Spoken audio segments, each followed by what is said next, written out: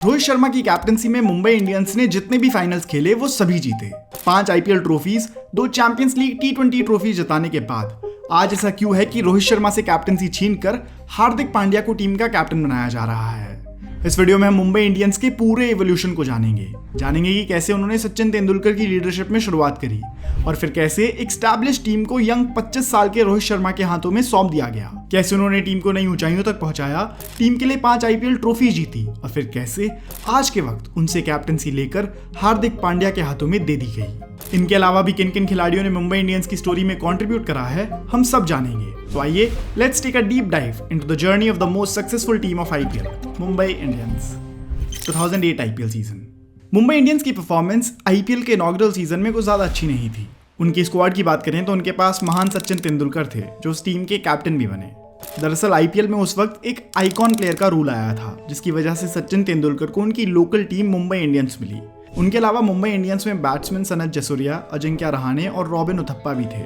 साथ ही बॉलिंग में थे spin wizard Harbhajan Singh, Shaun Pollock, DJ Bravo, Lasith Malinga और अजीत अगरकर जैसे क्वालिटी बॉलर्स। मुंबई इंडियंस ने अपने पहले साल में टीम को काफी स्ट्रॉन्ग और बैलेंस्ड बनाया, लेकिन वो जवाब में उन्हें डिजायर्ड रिजल्ट नहीं दे पाई। सीजन की शुरुआत में ही उनके मेन खिलाड़ी और कैप्टन सचिन तेंदुलकर इंजर्ड हो गए, जिस वजह से हरभजन सिंह को टीम का नया कैप्टन बनाया गया। भज्जी की कैप्टनशिप में टीम की शुरुआत बिल्कुल भी अच्छी नहीं हुई, जहां वो अपने शुरू के 4 मैचेस हार गए। एमआई की किस्मत उस सीजन बुरी तो थी ही, लेकिन तब और बुरी हो गई जब किंग्स 11 पंजाब के खिलाफ एक मैच में हरभजन सिंह और श्रीसंत की लड़ाई हो गई, जिसमें हरभजन ने श्रीसंत को ग्राउंड पे ही थप्पड़ मार दिया। पहले ही सीजन में इतनी बड़ी कंट्रोवर्सी एमआई के लिए एक बहुत डिसअपॉइंटिंग स्टार्ट थी।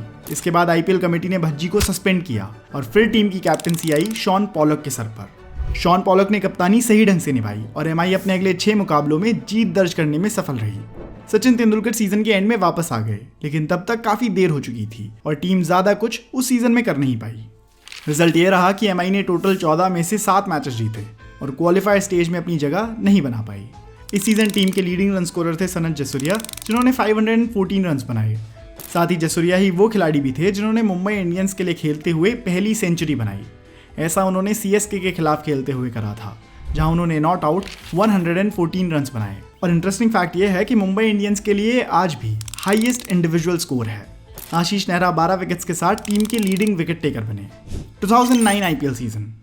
2009 का आईपीएल सीजन इलेक्शंस की वजह से साउथ अफ्रीका शिफ्ट हुआ और वो पूरा वहीं पे हुआ।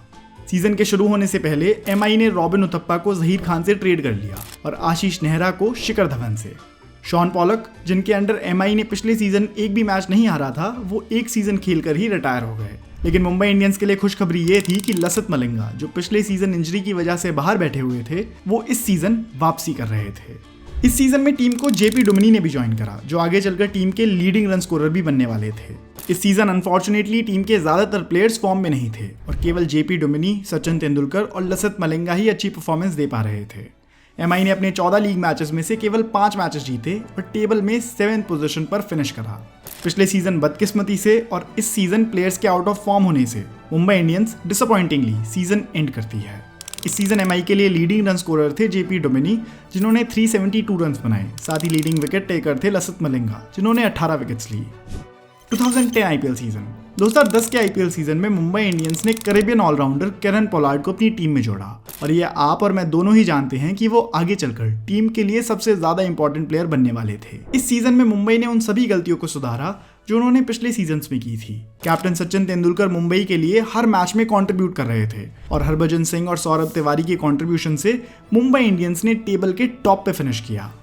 दिल्ली कैपिटल्स के खिलाफ खेलते हुए एक मैच में केरन पोलार्ड ने 13 बॉल्स में 45 रन जड़ दिए, जहां इन्होंने 346 के स्ट्राइक रेट से बैटिंग करी। मुंबई इंडियंस के लिए किसी भी बैट्समैन का एक इनिंग में ये आज तक सबसे ज्यादा स्ट्राइक रेट है। इसमें पोलार्ड ने 2 चौके और 5 छक्के लगाए थे। उस सीजन इतनी घातक फॉर्म में होना मुंबई को ऑलरेडी टूर्नामेंट फेवरेट्स बना चुकी थी और सभी को यही लग रहा था कि सचिन तेंदुलकर उस सीजन आईपीएल की ट्रॉफी जरूर उठाएंगे।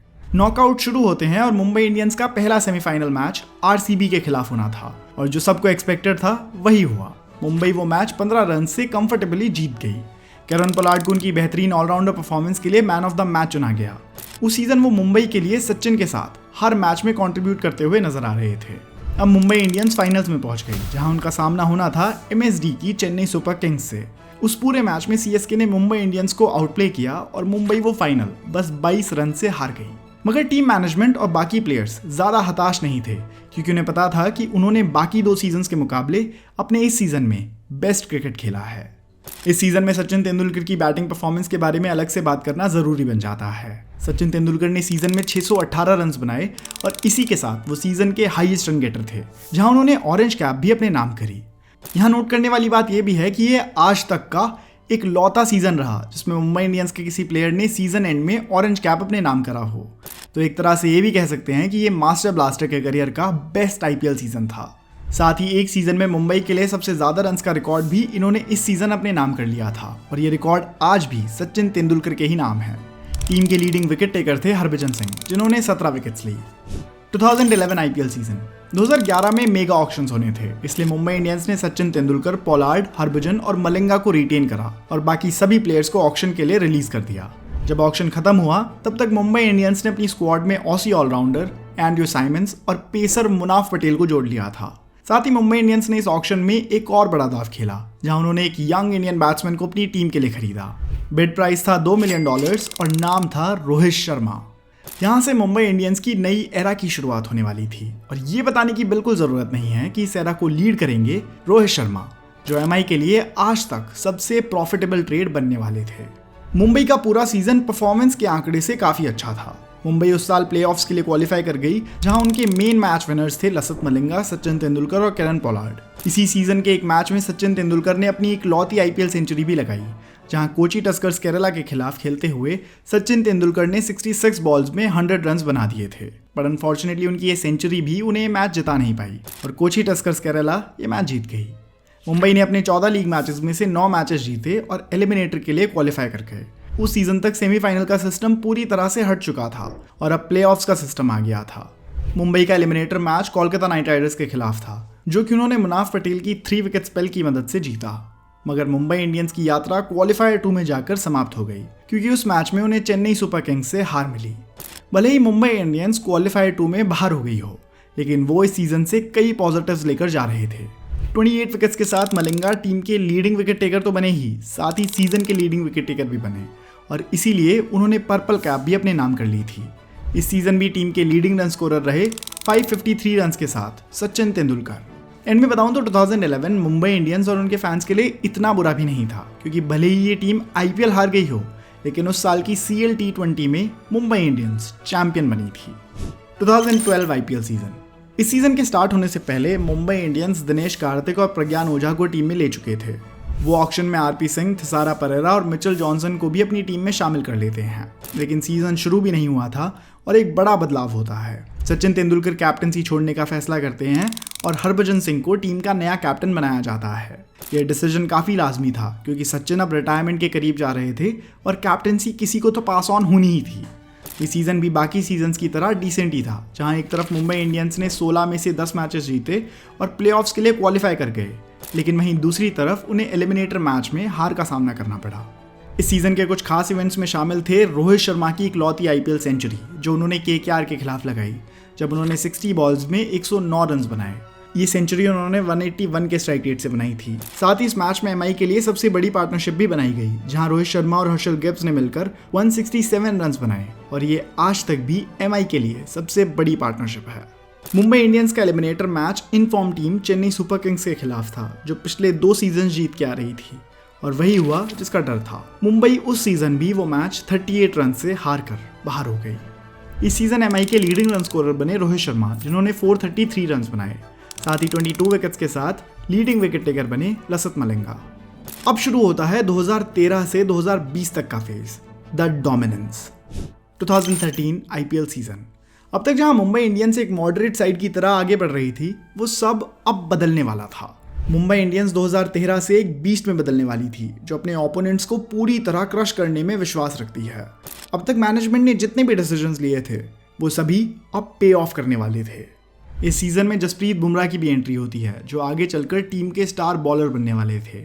साथ ही रिकी पॉन्टिंग भी मुंबई इंडियंस को ज्वाइन करते हैं और टीम के नए कैप्टन बन जाते हैं। लेकिन कुछ ही मैचेस में जब उनकी बैटिंग परफॉर्मेंस खिलकर सामने नहीं आती, तो टीम की कैप्टनसी रोहित शर्मा के हाथों में थमा दी जाती है। ये एक सिग्निफिकेंट बदलाव था। मुंबई इंडियंस जो कि इतनी मैच्योर फ्रेंचाइजी मानी जाती है और जिसके पास ऑप्शन की कोई कमी नहीं है, वो अपनी कैप्टनसी एक यंग 25 साल के बैट्समैन के हाथों में थमाने जा रही थी, जिसने इससे पहले कभी कैप्टनसी नहीं संभाली थी।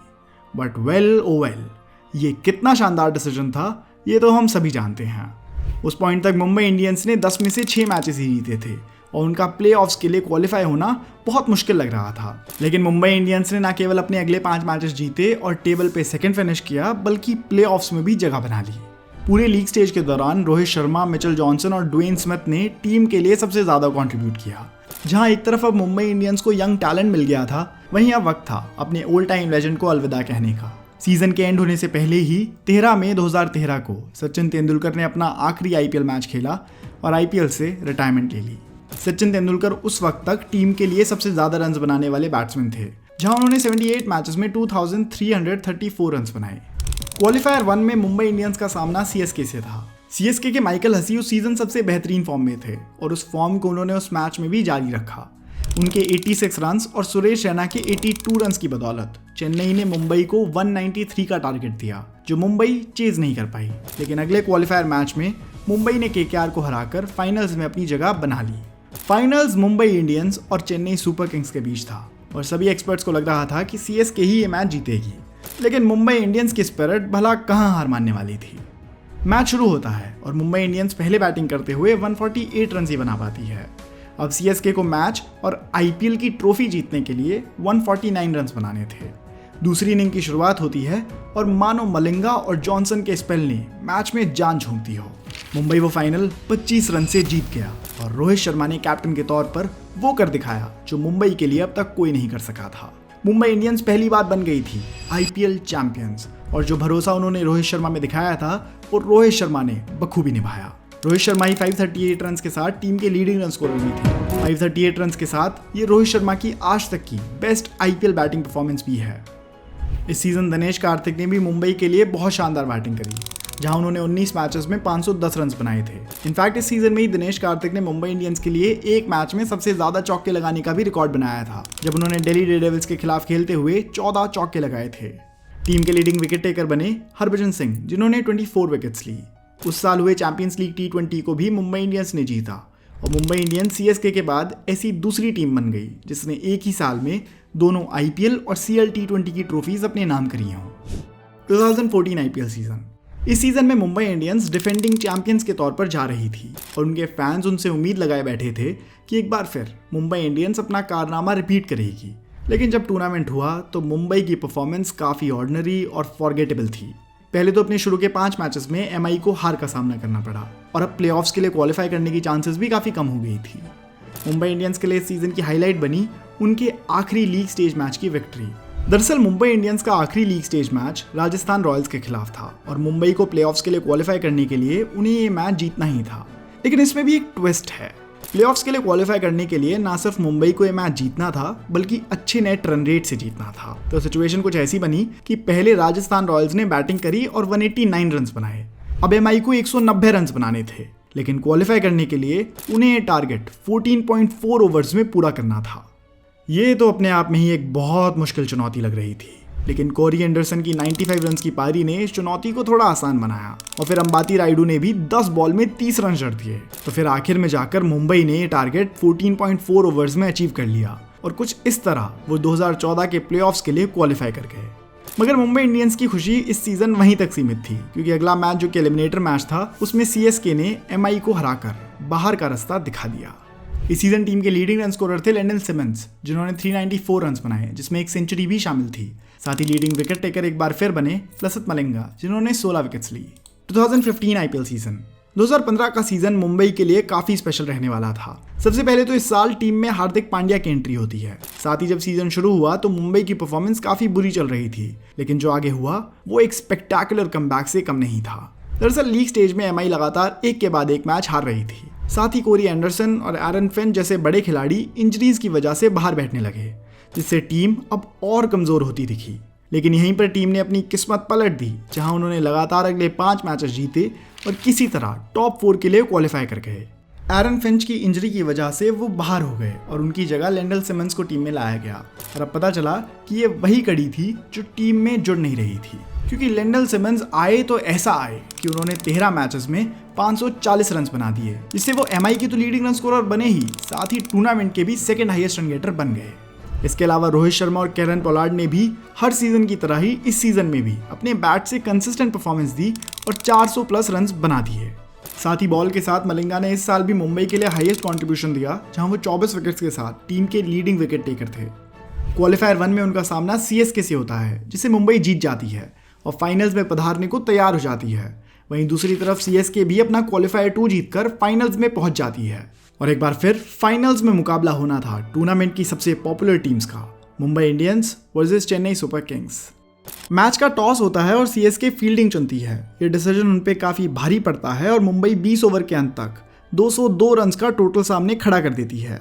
इसमें सिमंस के 68 और रोहित के नॉट आउट 50 सबसे बड़ा कंट्रीब्यूशन थे।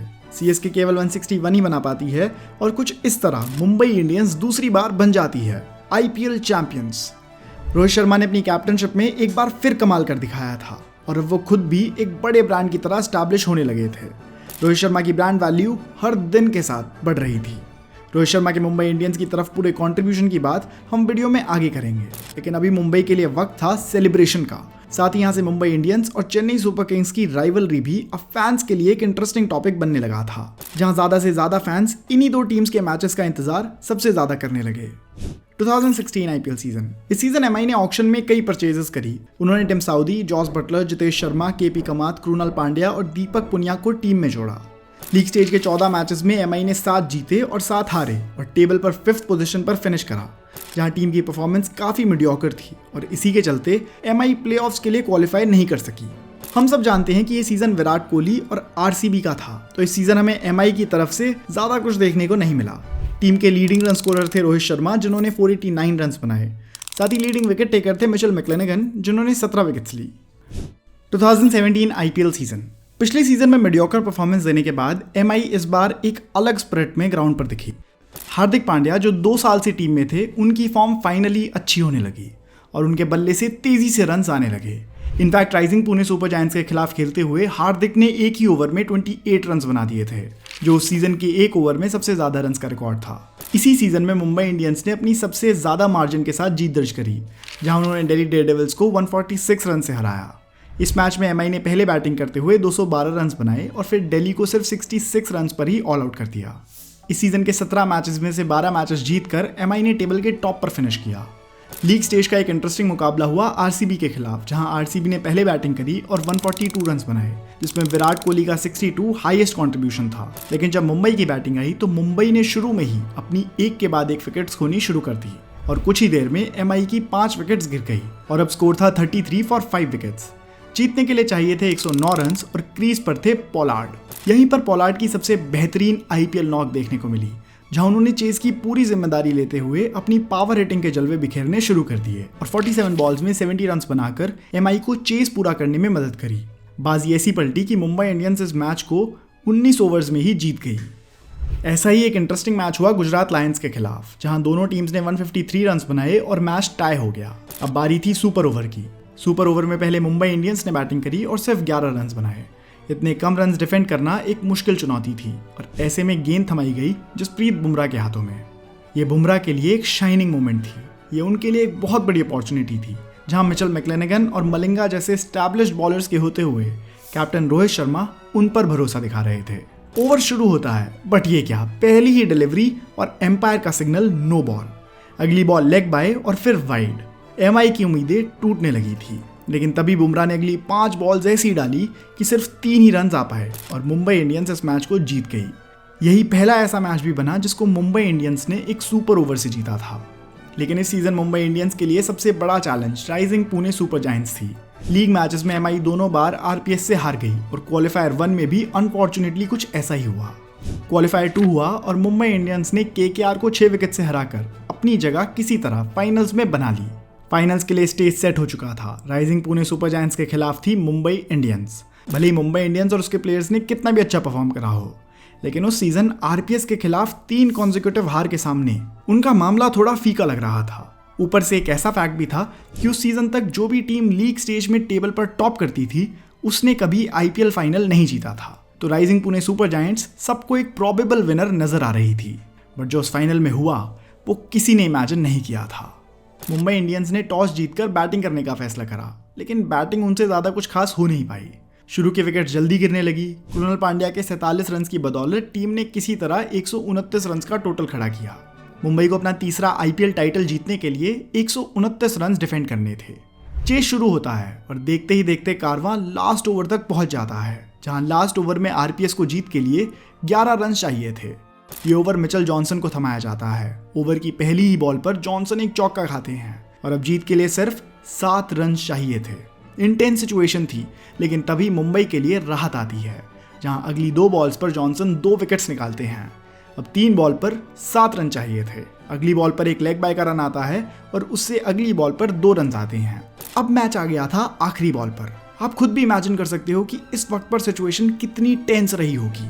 लास्ट बॉल पर जीतने के लिए 4 रन चाहिए थे और स्टेक पर थी आईपीएल ट्रॉफी। बॉलर थे मिचेल जॉनसन और क्रीज पर थे डैन क्रिस्टियन, जो आखिरी बॉल को हिट करके रन भागना शुरू करते हैं। 2 रन भाग भी लेते हैं, लेकिन तीसरे रन के लिए भागते हुए रन आउट हो जाते हैं और कुछ इस तरह मुंबई इंडियंस इस फाइनल को 1 रन से जीत जाती है और तीसरी बार बन जाती है आईपीएल चैंपियंस। इसी सीजन के साथ मुंबई उस वक्त की सबसे ज्यादा आईपीएल जीतने वाली टीम भी बन गई थी। फैंस के नजरिए से इससे एंटरटेनिंग आईपीएल फाइनल भला कौन सा ही रहा होगा। इस सीजन में टीम के लिए लीडिंग रन स्कोरर थे पार्थिव पटेल, जिन्होंने 395 रन बनाए। साथ ही लीडिंग विकेट टेकर थे जसप्रीत बुमराह, जिन्होंने 20 विकेट्स ली। इस सीजन के साथ ही मुंबई इंडियंस के लिए कई बड़े प्लेयर्स की सर्विस भी खत्म हुई, जहां या तो वो रिटायर हो गए या किसी दूसरी टीम में चले गए। इनमें सबसे पहला नाम है हरभजन सिंह का। भज्जी ने मुंबई की स्टोरी में बहुत प्रोमिनेंटली कंट्रीब्यूट करा, जहां वो एक वक्त पर 20 मैचेस के लिए टीम के कैप्टन भी रहे। उसके अलावा उन्होंने बॉल के साथ शानदार परफॉर्मेंस दी और 127 विकेट्स के साथ मुंबई के 3rd हाईएस्ट विकेट टेकर बने। साथ ही 2010 और 2013 में वो टीम के लीडिंग विकेट टेकर थे। इसके अलावा एक और इंटरेस्टिंग फैक्ट जो भज्जी के नाम है वो है एमआई के लिए सबसे ज्यादा डक्स पर आउट होने का रिकॉर्ड, जहां वो 13 बार डक पर आउट हुए हैं। ये एक एम्बैरेसिंग और इंटरेस्टिंग रिकॉर्ड है। वैसे क्या आपको पता है कि आईपीएल में ऐसा कौन सा प्लेयर है जो सबसे ज्यादा बार डक पर आउट हुआ है? अगर हाँ तो उनका नाम मुझे कमेंट्स में जरूर बताइएगा। एक और प्लेयर जिन्होंने 2017 में मुंबई इंडियंस को अलविदा कहा वो थे अंबाती रायडू, जो मुंबई के लिए आज तक 3rd हाईएस्ट रन गेटर हैं, जहां इन्होंने मुंबई के लिए खेलते हुए 114 मैचेस में 2416 रन बनाए, इसमें 14 हाफ सेंचुरी शामिल हैं। अगले प्लेयर जिन्होंने मुंबई इंडियंस छोड़ी वो रहे लेंडल सिमंस, जो कि वक्त वक्त पर टीम के लिए बैट से कंट्रीब्यूट करते रहे, जहां उन्होंने 29 मैचेस में 1079 रन बनाए, जहां इनका एवरेज था 39, जो कि टीम के लिए 2nd हाईएस्ट है। साथ ही 2014 और 2015 में लेंडल सिमंस टीम के लीडिंग रन गेटर भी थे। खैर अब 2017 के विक्टोरियस ईयर से आगे बढ़ते हैं। इस सीजन टीम में कुछ इंपॉर्टेंट एडिशंस हुए, जिनमें थे ईशान किशन और सूर्य कुमार यादव, और ये दोनों ही मुंबई के लिए छा गए। सबसे पहले ईशान किशन की बात करते हैं, जो उस वक्त सिर्फ 19 साल के थे। इन्होंने केकेआर के खिलाफ 17 बॉल्स में 50 बनाकर मुंबई इंडियंस को मैच जिताया। और सूर्य कुमार यादव के लिए ये उनका ब्रेक थ्रू सीजन था, जहां इन्होंने 512 रन बनाए और टीम के लीडिंग रन स्कोरर बने। साथ ही ये सीजन हार्दिक पांड्या के लिए भी काफी बेहतरीन रहा, जहां इन्होंने बैट से तो कंट्रीब्यूट करा ही, साथ ही बॉल के साथ इन्होंने 18 विकेट्स ली और टीम के लीडिंग विकेट टेकर बने। कुछ अच्छी परफॉर्मेंसेस जरूर देखने को मिली, लेकिन लीग स्टेज के 14 मैचेस में से 8 मैचेस हारने के बाद टीम प्लेऑफ्स के लिए क्वालिफाई नहीं कर पाई और इस साल का कैंपेन यहीं पर खत्म हो गया। अब आता है 2019 और 2020 का season, the royal double 2019 IPL season. इस सीजन तक आते आते ऐसा हो चुका था कि अगर ऑड ईयर में आईपीएल हो रहा है तो मुंबई इंडियंस ही चैंपियन बनेगी। इस सीजन भी मुंबई ने एक्सीलेंट परफॉर्मेंस दी और 9 विन्स के साथ टेबल के टॉप पर जगह बना ली। उस साल मुंबई इंडियंस ने अजहरी जोसेफ को भी खरीदा, जिन्होंने अपने डेब्यू मैच में केवल 12 रन देकर 6 विकेट्स अपने नाम करी। ये मुंबई इंडियंस के लिए आज तक एक लौता 6 विकेट हॉल है और ये मुंबई इंडियंस के लिए बेस्ट बॉलिंग फिगर्स भी हैं। साथ ही सीजन में मुंबई इंडियंस ने एक अनयूजुअल बेट खेली और युवराज सिंह को ऑक्शंस में खरीद लिया। युवराज सिंह के आईपीएल करियर का ये लास्ट सीजन था और इसमें उन्होंने सिर्फ 4 मैचेस खेले, जिसमें से एक मैच में उन्होंने हाफ सेंचुरी बनाई। साथ ही उनके सीजन की हाईलाइट उनके 3 कंसेक्यूटिव सिक्सेस भी थे, जो उन्होंने आरसीबी के युजवेंद्र चहल को लगाए थे। इसके अलावा लसित मलिंगा, जो इसके पहले वाले सीजन में टीम का पार्ट नहीं थे और टीम के बॉलिंग मेंटोर बन गए थे। इस सीजन के लिए मुंबई की मैनेजमेंट ने उनकी सर्विसेज पर फिर से कॉल लगाई और उन्हें वापस ऑक्शन से खरीदकर टीम में जगह दी। केकेआर के खिलाफ एक मैच में हार्दिक पांड्या ने सीजन की फास्टेस्ट 50 भी लगाई, जो उन्होंने सिर्फ 17 बॉल्स में पूरी कर ली थी। साथ ही सीजन में जो टीम के टॉप परफॉर्मर थे वो थे क्विंटन डी कॉक। इस विकेट कीपर बैट्समैन ने कीपिंग से 15 डिसमिसल्स और बैट से 529 रन बनाकर टीम के लिए सबसे ज्यादा कंट्रीब्यूशन करा। डी कॉक ही मुंबई इंडियंस के लिए ओवरऑल सबसे अच्छे विकेट कीपर साबित हुए, जहां वो 3 साल मुंबई इंडियंस की तरफ से खेले और इस बीच 47 डिसमिसल्स करे, जो कि मुंबई इंडियंस के लिए सबसे ज्यादा है। साथ ही टीम के लिए 39 कैचेस और 8 स्टंपिंग्स करके वो इन आंकड़ों में भी सबसे आगे हैं। मुंबई इंडियंस ऑलरेडी क्वालीफायर 1 के लिए एडवांस कर चुकी थी, जिसमें उनका मुकाबला चेन्नई सुपर किंग्स के खिलाफ था और इस मैच में सूर्य कुमार यादव ने नॉट आउट 71 रन बनाकर मुंबई को जीत दिलाई और मुंबई को फाइनल्स में पहुंचाया। फाइनल मैच वापस से सीएसके के खिलाफ था और मुंबई वर्सेस चेन्नई वाली राइवलरी में अभी तक मुंबई डोमिनेट करते हुए नजर आ रही थी। 2 बार लीग स्टेज में सीएसके को हराया और फिर क्वालीफायर 1 में भी एक करारी हार चेन्नई को थमा दी। अब फाइनल मैच शुरू होता है और मुंबई टॉस जीत के बैटिंग करने का फैसला करती है। 20 ओवर्स में 149 रन बनाकर चेन्नई को 150 का टारगेट दिया जाता है। मुंबई इंडियंस और चेन्नई सुपर किंग्स का फाइनल हो और चेज इतना आसान हो जाए, ऐसा तो नहीं हो सकता। पूरे चेज के दौरान पता नहीं चल रहा था कि मुंबई जीतेगी या फिर चेन्नई। शेन वॉटसन के 80 रन ने सीएसके को गेम में बनाए रखा, लेकिन अंत में तो उनकी पारी भी सीएसके को जिता नहीं सकी और मैच आखिरी रन तक पहुंच गया, जहां मुंबई ने एक बार फिर इस फाइनल को 1 रन से जीत लिया था। इसी के साथ मुंबई इंडियंस चौथी बार बन गई थी आईपीएल चैंपियंस। इस सीजन में टीम के लीडिंग रन स्कोरर थे 529 रन के साथ क्विंटन डी कॉक और लीडिंग विकेट टेकर थे 19 विकेट्स के साथ जसप्रीत बुमराह। इस सीजन के साथ ही कुछ ग्लोरियस करियर्स का अंत हुआ, जिसमें सबसे बड़ा नाम था लसित मलिंगा का। लसित मलिंगा ने अपने पूरे आईपीएल करियर में मुंबई को अपनी सर्विसेज दी, जहां एक वक्त पर उनका डोमिनेशन ऐसा था कि ओपनिंग बैट्समैन उनकी यॉर्कर से डरते थे और मलिंगा अपने पहले ही ओवर में विकेट चटकाने के लिए और बॉलर्स के मन में खौफ झोंकने के लिए नोटोरियस थे। मलिंगा लगभग टीम के लिए सभी बॉलिंग रिकॉर्ड्स होल्ड करते हैं। उन्होंने एमआई के लिए 122 मैचेस खेले और 170 विकेट्स ली, जो टीम के लिए एक प्लेयर द्वारा सबसे ज्यादा है। मलिंगा ने ही टीम के लिए सबसे ज्यादा 4 विकेट हॉल्स भी लिए हैं, जहां वो ऐसा 7 बार कर चुके हैं। दूसरी तरफ देखा जाए तो मलिंगा ही वो प्लेयर भी हैं जिन्होंने एक मैच में अपने ओवर्स में सबसे ज़्यादा रन दिए हों। यह उन्होंने 2017 में पंजाब किंग्स के खिलाफ करा था, जब इन्होंने 4 ओवर्स में ही 58 रन दे दिए थे। और ओवरऑल मलिंगा 5 सीजन्स में टीम के लीडिंग विकेट टेकर रहे।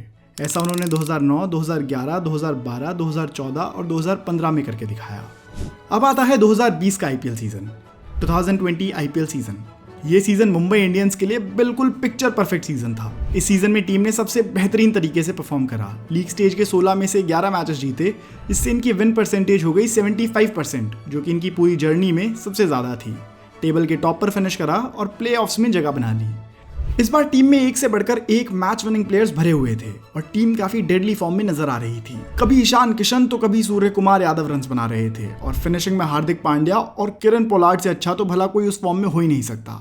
इस सीजन में ईशान किशन बेस्ट परफॉर्मेंस बनकर सामने आए, जहां उन्होंने 516 रन जड़ दिए। साथ ही उन्होंने टूर्नामेंट में सबसे ज्यादा सिक्सेस भी लगाए, जहां उन्होंने इस सीजन में 30 छक्के जड़ दिए। पोलार्ड ने इस सीजन में 191 के स्ट्राइक रेट से बैटिंग करी और क्रूशियल वक्त पर रन बनाने का काम करा। क्विंटन डी कॉक के 503 और सूर्य कुमार यादव के 480 रन ने टीम की स्पिरिट और पुश करी। क्वालीफायर 1 में मुंबई इंडियंस का सामना दिल्ली कैपिटल से हुआ। पहले बैटिंग करते हुए मुंबई ने 200 रन जड़ दिए, जिसमें ईशान किशन ने 55 बनाए। जवाब में आई दिल्ली कैपिटल्स बुमराह के 4 विकेट हॉल के आगे चोक कर गई और 143 ही बना सकी और इस तरह एक जीत के साथ मुंबई इंडियंस फाइनल्स की तरफ बढ़ गई। फाइनल्स में मुंबई इंडियंस का सामना वापस से दिल्ली कैपिटल्स के खिलाफ था और मैच का रिजल्ट एज यूजुअल कुछ खास डिफरेंट नहीं था। अपने उस डेडली फॉर्म को एमआई ने उस मैच में भी कंटिन्यू रखा और 5वीं बार आईपीएल का खिताब अपने नाम करा। इस मैच में रोहित शर्मा ने हाफ सेंचुरी लगाई और ऐसा दूसरी बार हो रहा था जब उन्होंने एक आईपीएल फाइनल में हाफ सेंचुरी बनाई हो। इसके पहले 2015 में सीएसके के खिलाफ भी वो ऐसा कर चुके थे। ये सीजन मुंबई इंडियंस और रोहित शर्मा दोनों के लिए ही बहुत स्पेशल था, क्योंकि इस बार मुंबई इंडियंस ने 5वीं आईपीएल ट्रॉफी जीती और ऐसा करने वाली वो सबसे पहली टीम बनी। 2020 में ट्रॉफी जीतकर मुंबई इंडियंस पहली ऐसी टीम भी बन गई जिसने अपना आईपीएल टाइटल सक्सेसफुली डिफेंड करा हो। साथ ही इसी सीजन में रोहित शर्मा ने भी अपने 5000 आईपीएल रन पूरे करे। उस सीजन मुंबई इंडियंस की तरफ से सबसे ज्यादा रन ईशान किशन ने बनाए थे, जो थे 516 रन, और सबसे ज्यादा विकेट्स जसप्रीत बुमराह ने ली थी, जो थी 27 विकेट्स। ये जसप्रीत बुमराह के करियर का भी बेस्ट सीजन था, क्योंकि उन्होंने एक सीजन में इतनी विकेट्स पहले कभी नहीं ली थी। साथ ही इसी सीजन उनके 2 4 विकेट हॉल्स भी आए। ऑल इन ऑल आसान भाषा में कहा जाए तो ये मुंबई इंडियंस के लिए एक ड्रीम सीजन था, जहां उन्हें अपनी 5वीं आईपीएल ट्रॉफी भी मिली और कई ऐसे प्लेयर्स भी खेल कर आए जो फ्यूचर में टीम को आगे ले जा सकते हैं। लेकिन आपको कैसा लगेगा अगर मैं कहूं कि शायद ये मुंबई इंडियंस के लिए उनके सुनहरे सफर का एक अंत भी था? क्योंकि इसके बाद उनका सूरज ढलने लगा। जहां इंडिविजुअल परफॉर्मेंसेस तो देखने को मिली, पर टीम का लक अब रन आउट हो गया था। कहानी आगे देखिए, आप खुद समझ जाएंगे। 2021 आईपीएल सीजन 2021 के ऑक्शन में मुंबई इंडियंस ने कई प्लेयर्स को टीम में जोड़ा, जिससे Nitin Coulter-Nile, Piyush Chawla, Marco Jansen और जेम्स नीशम। लेकिन इसी बीच उनकी टीम में एक और एडिशन था जिसकी सबसे ज्यादा चर्चा हुई, अर्जुन तेंदुलकर। जी हाँ, इस साल सचिन तेंदुलकर के बेटे अर्जुन तेंदुलकर को मुंबई इंडियंस ने अपनी टीम में शामिल करा, लेकिन प्लेइंग 11 में जगह बनाने के लिए अभी अर्जुन को और वक्त लगना था। मुंबई इंडियंस ने इस सीजन के 14 लीग स्टेज मैचेस में से 7 मैचेस जीते और 7 मैचेस हारे, और इसी वजह से टीम ने टेबल में 5th पोजीशन पर फिनिश किया। इस सीजन टीम ने एक मैच में अपना सबसे बड़ा टोटल खड़ा किया, जहां एसआरएच के खिलाफ खेलते हुए मुंबई इंडियंस ने 235 रन बनाए। इस मैच में ईशान किशन ने 32 बॉल्स में 84 रन बनाए। साथ ही सूर्य कुमार यादव ने 42 बॉल्स में 82 रन। इस सीजन टीम के लीडिंग रन स्कोरर रहे रोहित शर्मा, जिन्होंने 381 रन बनाए। साथ ही लीडिंग विकेट टेकर रहे 21 विकेट्स के साथ जसप्रीत बुमराह। इस सीजन के साथ ही हार्दिक पांड्या का सफर मुंबई इंडियंस के साथ खत्म होता हुआ दिखा और अब वो गुजरात टाइटंस चले गए, जहां वो टीम के कैप्टन बने। हार्दिक पांड्या और मुंबई इंडियंस की स्टोरी के बारे में भी बात करना जरूरी बन जाता है, क्योंकि उन्होंने पूरे समय टीम के लिए क्रूशियल ओवर्स में आकर इंपॉर्टेंट रन बनाने का काम करा है। हार्दिक को जहां 2015 में स्काउट करके टीम में जोड़ा गया था, वो इस तरह ग्रो हुए कि आज इंडियन क्रिकेट का एक इंपॉर्टेंट हिस्सा बन चुके हैं। उन्होंने मुंबई इंडियंस के लिए 92 मैचेस खेले, जहां उन्होंने 1476 रन बनाए और 42 विकेट्स ली, और ना जाने कितनी ही बार फंसे हुए मैचेस से मुंबई को विक्ट्री की तरफ आगे बढ़ाया। 2022 आईपीएल सीजन। अभी कुछ वक्त पहले मैं कह रहा था ना कि मुंबई इंडियंस का सूरज अब ढल गया है, वो मैं इसी सीजन के कॉन्टेक्स्ट में कह रहा था। ये सीजन मुंबई इंडियंस के लिए वर्स्ट परफॉर्मिंग सीजन था। 14 में से 10 मैचेस हार कर मुंबई इंडियंस ने टेबल के बॉटम पे फिनिश किया, 10th पोजीशन। ऐसा सीजन के पहले कोई इमेजिन भी नहीं कर सकता था। जो टीम अभी कुछ वक्त पहले ही अपना 5वां आईपीएल टाइटल जीती थी, उसकी परफॉर्मेंस इतनी गिर जाएगी कि वो 10th पोजीशन पे फिनिश करेगी। Mumbai Indians was disappointed and so were the fans. इस सीजन में टीम के पास ना तो मलिंगा थे, ना ही पांड्या ब्रदर्स की जोड़ी। ईशान किशन को वापस ऑक्शन में खरीदा गया। साथ ही टीम में नए यंगस्टर्स आए, जैसे तिलक वर्मा, टिम डेविड और फिन एलन। इस सीजन टीम के लीडिंग रन स्कोरर थे 419 रन के साथ ईशान किशन, और leading wicket taker as usual Jasprit Bumrah. दोस्तों, में जसप्रीत बुमराह की भी बात कर लेनी चाहिए। इस सीजन बुमराह ने अपने बेस्ट बॉलिंग फिगर्स डाले, जहां उन्होंने केकेआर के खिलाफ 10 रन देकर 5 विकेट्स निकाली। मुंबई के लिए 120 मैचेस खेलकर बुमराह ने 145 विकेट्स निकाली, और ऐसा करके वो मलिंगा के बाद मुंबई इंडियंस के सेकंड हाईएस्ट विकेट टेकर बन गए। साथ ही बुमराह 5 सीजन्स में टीम के लीडिंग विकेट टेकर भी रहे हैं। ऐसा उन्होंने 2017, 2019, 2020, 2021 और 2022 में करके दिखाया। 2022 के सीजन के साथ ही एक ग्लोरियस करियर जिसका अंत हुआ, वो था किरण पोलार्ड का आईपीएल करियर। पोलार्ड ने 2022 में अपने आईपीएल करियर से रिटायरमेंट ले ली और 2010 से 2022 के सुनहरे सफर पर विराम लगाया। पोलार्ड ने मुंबई इंडियंस के लिए 189 मैचेस खेले, जिसमें उन्होंने 3412 रन बनाए और रोहित शर्मा के बाद टीम के सेकंड हाईएस्ट रन गेटर बन गए। साथ ही 223 सिक्सेस के साथ वो टीम के लिए सबसे ज्यादा छक्के मारने वाले खिलाड़ी भी बन गए। इसी के साथ उन्होंने 69 विकेट्स भी ली और टीम के लिए 5th हाईएस्ट विकेट टेकर भी बने। अगर कहा जाए तो पोलार्ड मुंबई इंडियंस के लिए सबसे क्रूशियल प्लेयर्स में से एक साबित हुए और उनकी 5 आईपीएल ट्रॉफीज को जिताने में इनका प्रोमिनेंट कंट्रीब्यूशन देखा गया। साथ ही पोलार्ड ने ही टीम में सबसे ज्यादा कैचेस भी पकड़े, जहां उन्होंने अब तक 103 कैचेस पकड़े हैं और अपनी फील्डिंग से हमेशा ही ओपोनेंट्स के बीच फियर का माहौल बनाए रखा। पोलार्ड रहे मुंबई इंडियंस के लिए पिक्चर परफेक्ट ऑलराउंडर। अब आते हैं 2023 के आईपीएल सीजन पर। 2023 का आईपीएल सीजन काफी रिकॉर्ड ब्रेकिंग तो था ही in terms of viewership and competitiveness, लेकिन इस बार मुंबई इंडियंस ने भी एक सॉलिड कमबैक देने की कोशिश करी, जो काफी देखने लायक था। इस सीजन के शुरू होने से एंड तक टीम को काफी परेशानी का सामना करना पड़ा। पहले जसप्रीत बुमराह की इंजरी के चलते बाहर हो जाना, एंड देन बॉलिंग यूनिट में कोई ढंग का खिलाड़ी ना होना।